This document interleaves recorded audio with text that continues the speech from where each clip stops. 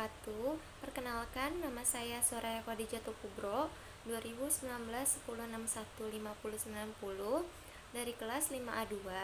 Di sini saya akan menjelaskan tentang zaman pemerintahan Orde Lama tahun 1945 sampai 1966. Jadi, setelah Indonesia merdeka pada tanggal 17 Agustus 1945, banyak sekali perubahan-perubahan dalam pemerintahan politik maupun lain sebagainya yang berkaitan dengan pemerintahan di Indonesia.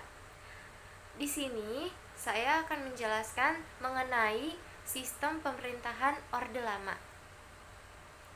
Baik, Orde Lama ini merupakan sistem pemerintahan di bawah kepemimpinan Presiden Insinyur Soekarno yang berlangsung dari tahun 1945 sampai 1966. Nah, Presiden Soekarno pada saat itu berulang kali melakukan perombakan-perombakan dalam sistem pemerintahannya. Ya, jadi pertama saya akan menjelaskan mengenai masa pemerintahan pasca kemerdekaan tahun 1945 sampai 1950.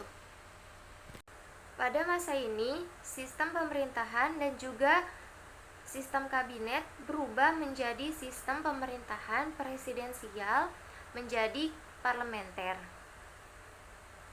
di mana dalam sistem pemerintahan presidensial, presiden memiliki fungsi ganda, yaitu sebagai badan eksekutif dan merangkap sekaligus sebagai badan legislatif. Terjadi penyimpangan-penyimpangan pada masa pasca kemerdekaan, yaitu tugas dari Komite Nasional Indonesia Pusat atau KNIP yang awalnya sebagai pembantu presiden beralih tugas menjadi badan yang diserahi kekuasaan legislatif dan pembentuk GBHN yang merupakan wewenang dari DPR. Selanjutnya, ada masa demokrasi liberal tahun 1950 sampai 1959. Kenapa dinamakan demokrasi liberal? Karena sistem politik dan juga sistem ekonomi pada masa itu berlandaskan kepada prinsip-prinsip liberal. Nah, di sini juga ada ciri-ciri demokrasi liberal. Yang pertama, ada keputusan presiden dan wakil presiden tidak dapat diganggu-gugat. Yang kedua, menteri bertanggung jawab atas kebijakan pemerintah. Yang ketiga, presiden berhak membubarkan DPR. Yang keempat, perdana menteri diangkat oleh presiden. Yang kelima, pada tanggal 17 Agustus 1950 sampai 5 Juli 1959, Presiden Soekarno memerintah menggunakan Konstitusi Undang-Undang Dasar Sementara Republik Indonesia 1950.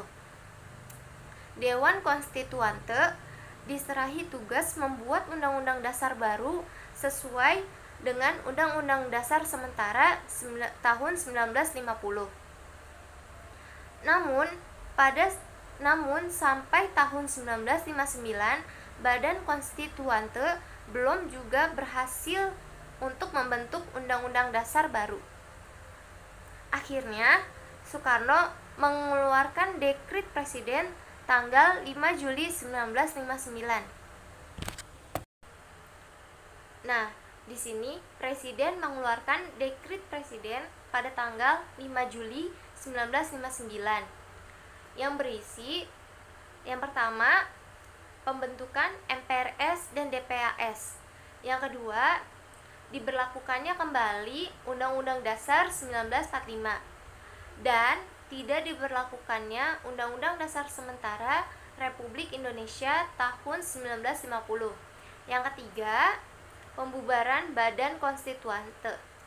Nah, di sini juga saya mempunyai contoh-contoh dari Dekrit Presiden. Nah, yang terakhir ada demokrasi terpimpin.